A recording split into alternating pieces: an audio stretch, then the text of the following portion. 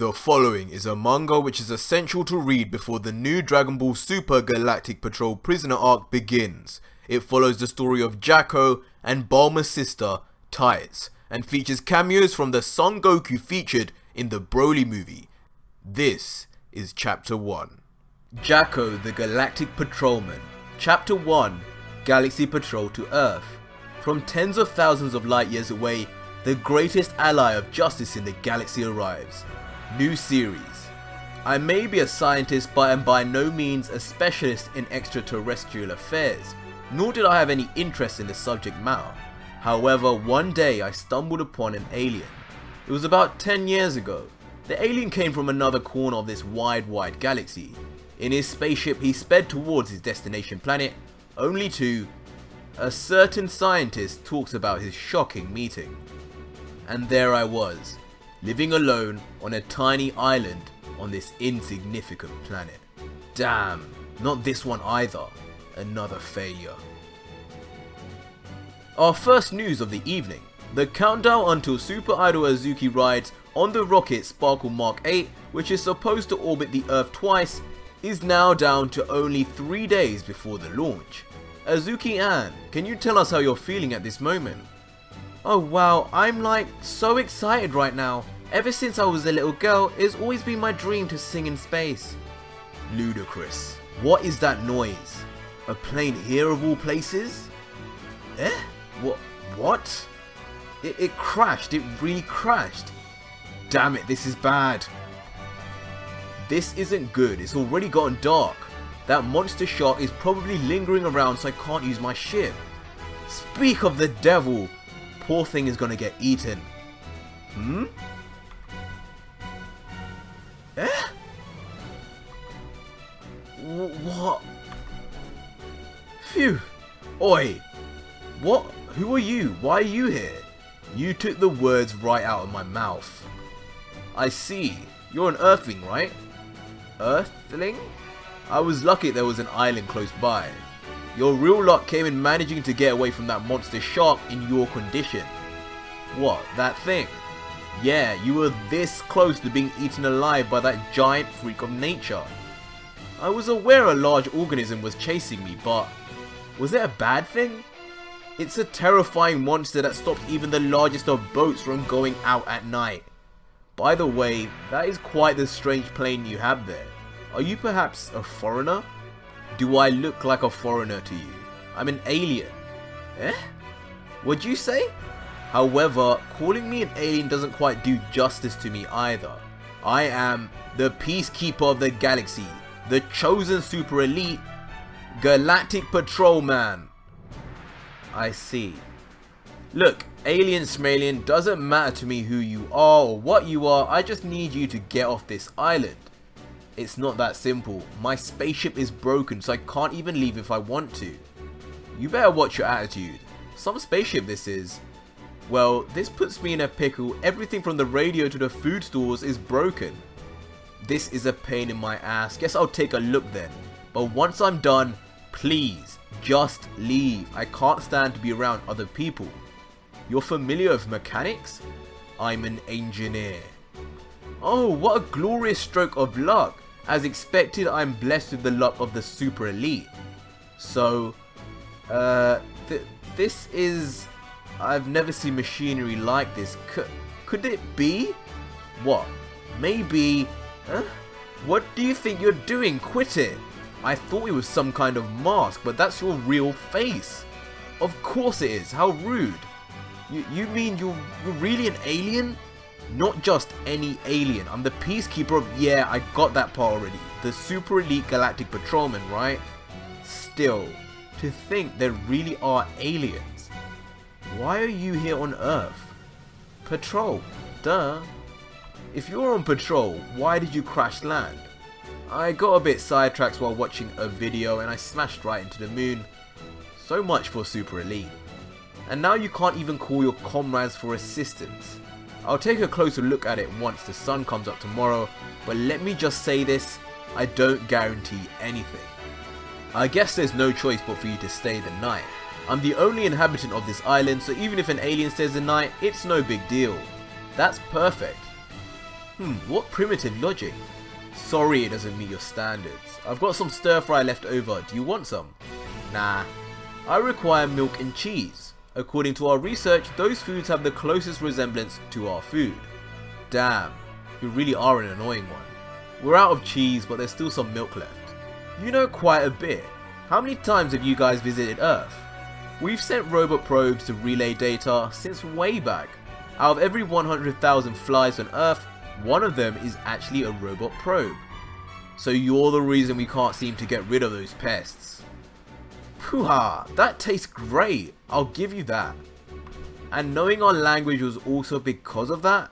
Well, not to brag, but every language in the galaxy is in my head. Don't forget, I am super elite after all. That's amazing, you remember everything? I had all those different textbooks inputted into my brain over a span of 4 hours. So you're capable of things like that too.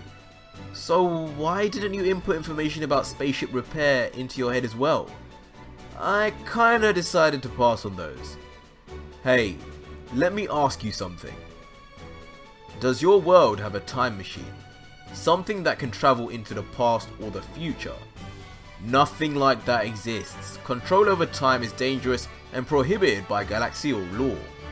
Is that so? Why? No, just curious. I've never had guests, so you'll just have to make do with these amenities. I'll manage somehow. By the way, do you have a name? Of course I do, it's Omori. Omori? What? In our world, an Omori is a booger that accidentally falls out of your nostrils. Why on earth would you make a name for that? So what's yours? My apologies, my name is one truly fitting for one of the super elite Galactic Patrolmen. Jaco. When I was younger, a neighbor of mine had a dog by the same name. Well, I'm sleeping on that side. Good night, Omori.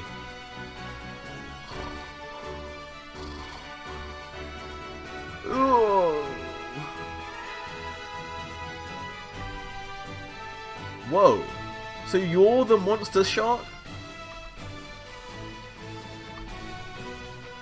You stayed up and watched television? I slept for 30 minutes, that's all I require. I also ran around the island, read and sang the Patrolman's theme song. Oh, and I also took care of that monster shark thing. Huh? That's just your alien sense of humor, right? Go and take a look at the sea. It's true. I don't know how you did it, but this is amazing. Now you're obliged to return the favor and fix my ship. Slaying a beast is just a barbaric task in comparison, although it does make things rather convenient for me now. That reminds me, your news mentioned something about an idle person riding on some primitive rocket. It's just some rubbish banter. The space agency is using this untrained idol to gather interest and raise funds. Now let's take a look at that spaceship. Before that, mind telling me what that building over there is? Those are the remains of what used to be a laboratory. In the past, this island was a research facility studying time travel for the government. They invested in my theories and that place was filled with my staff. As the leader for that project, I was allowed to live on this island with my wife. Those were my conditions. My wife really loved this island. It wasn't without some inconveniences, but the air and the environment more than made up for them. Then one day, my assistant made an error while managing the pressurized gases and it ended in disaster. Many people lost their lives. I got away with just a few scratches, but my wife wasn't so lucky. After that, they decided to scrap the research, but I decided to stay, alongside my wife's grave. Hey, what's that? Those are sea lice. So that's why you asked me about the time machine. I've said it before, but Galactic law prohibits time control and those who violate that ordinance will be severely punished. Consider yourself lucky that you couldn't complete it. I guess it's quite simple if you stop to think about it. The government never planned on using it for good. It's sad to say, but there are just too many shady characters on this planet.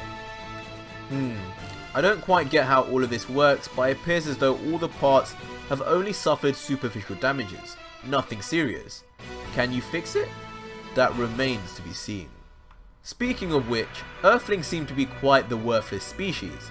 Even though I came all this way to help, it seems to be in vain now. Help? HQ radars picked up flying objects sent from a planet of malicious aliens. At their current route and speed, they should be arriving near Earth in about 3 days, about 10 AM. They've got quite the terrifying alien on those flying objects. My real mission was to defeat it and save the Earthlings. And the reason for those movements just now? It was quite a lengthy dialogue, so I added some action so as not to bore you. Anyway, I did plan on saving you guys, but even if Umori hates them with such passion, then why should I bother? I couldn't care less if humanity died out. Greed, violence, envy, they can't even display proper manners or follow rules. Shall I use this? It's much more peaceful to die of natural means than be bludgeoned to death by aliens. This is known as an extinction bomb. If I press this switch, it will spread a virus which will wipe out only humans. Huh? Humans alone will be wiped out? That won't do, definitely not. I mean, I did mean what I said, but there are good Earthlings too. Well then, for now I'll just observe things. But if they get on my bad side, I'll press it. Maybe. But let me just say this, if I die, there'll be no one to fix your spaceship. I see. I guess I'll have to wait till then. Next chapter, a mysterious person appears before Umori and Jaco. Please subscribe and hit that notification bell to see the next chapter tomorrow. Until next video guys, cheers.